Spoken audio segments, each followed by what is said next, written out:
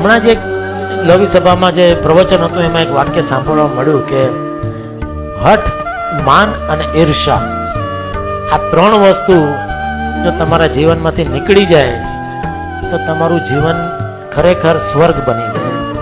કે બધો જે પણ કજીયો છે આ ત્રણ વસ્તુને લઈને છે.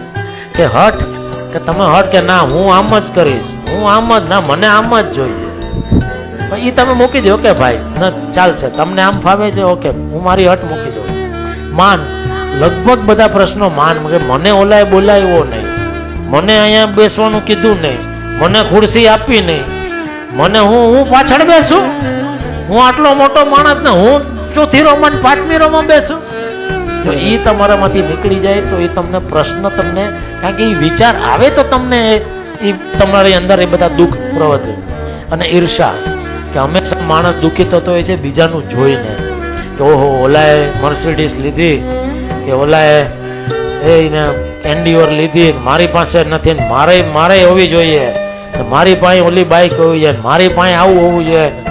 એ તમે જો સરખામણી કરવા જાઓ, પણ ભગવાને બધાને પોતપોતાની રીતે એમને આપ્યું છે.